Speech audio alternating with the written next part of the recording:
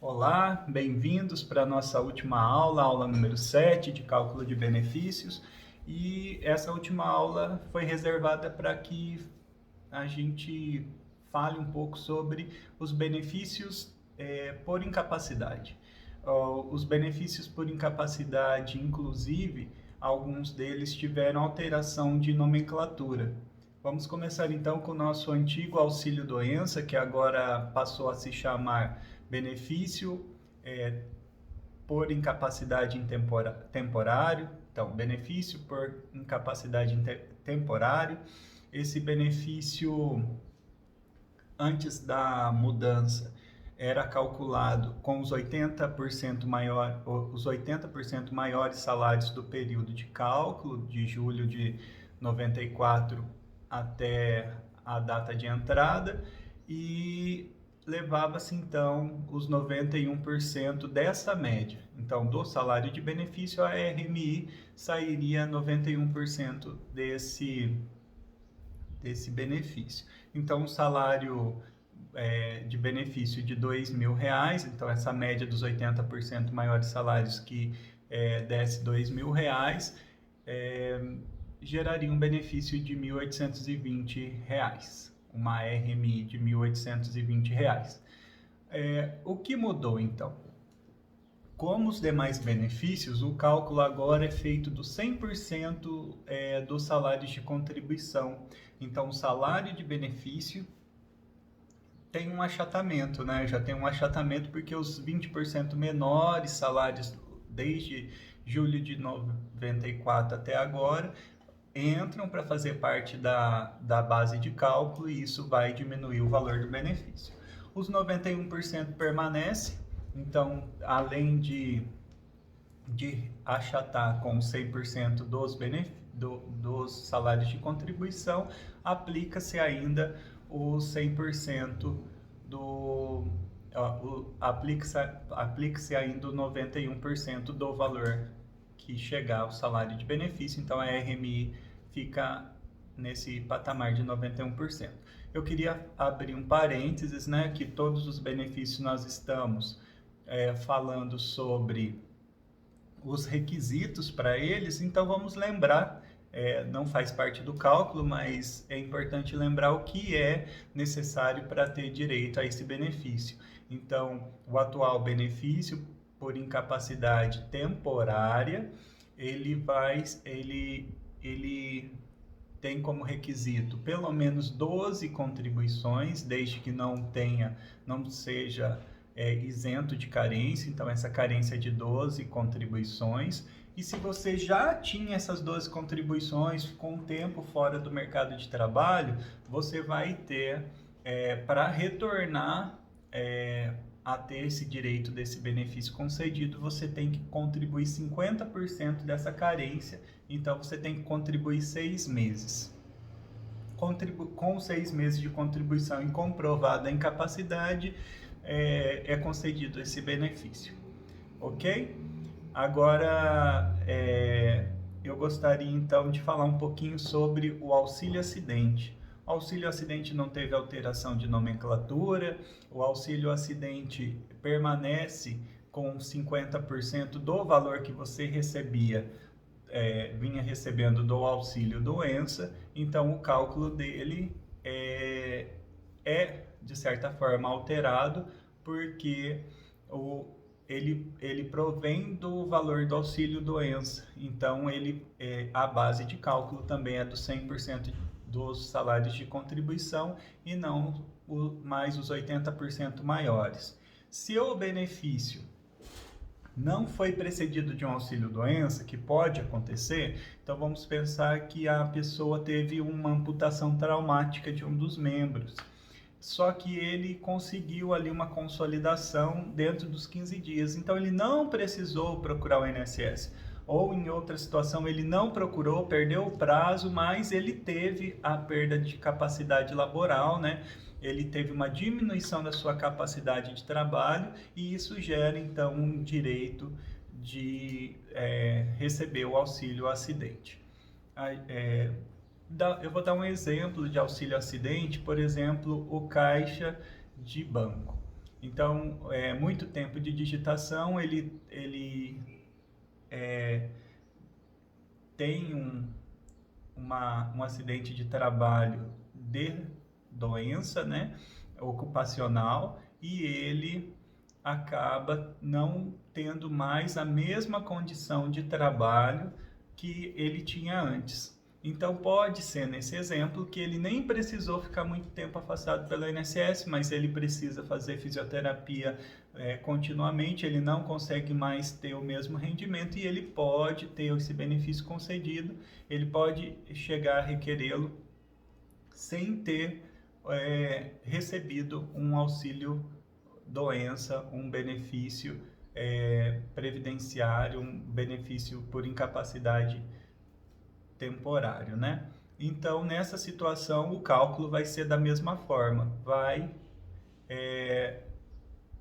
abranger os 100% de todas as contribuições vertidas e ele leva 50%. Então, lembrando sobre o cálculo, a forma desse benefício, ele é vitalício, então a pessoa pode receber durante o resto da sua vida, só que quando ele optar por uma das formas de aposentadoria, quando ele aposenta, ele deixa de receber esse auxílio acidente. Então ele vai recebendo enquanto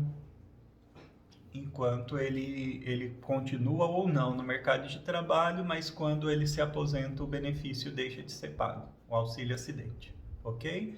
Agora a gente vai falar sobre o último benefício, né, que nós chamávamos de aposentadoria por invalidez. Então, houve a mudança da nomenclatura, agora é um benefício por incapacidade permanente. Então, o benefício por incapacidade permanente, eu acredito que a mudança de nomenclatura foi boa, porque o segurado, algumas vezes, quando eu atendi, falava assim, o senhor foi aposentado por invalidez.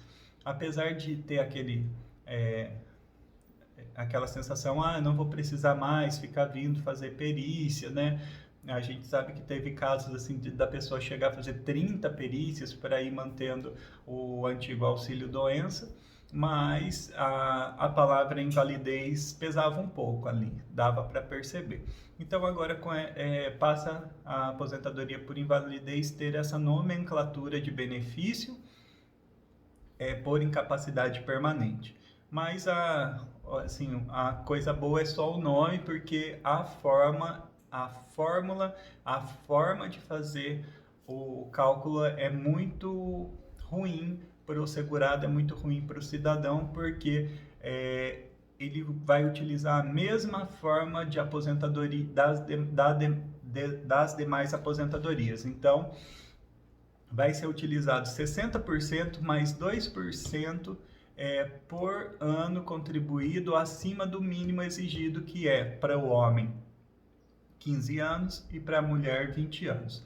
Então, se uma mulher que tem ali 15 anos de tempo de contribuição precisa da aposentadoria por invalidez, agora chamado de benefício por incapacidade definitiva, né, ela vai ter direito a apenas 60% da média de salário de benefício.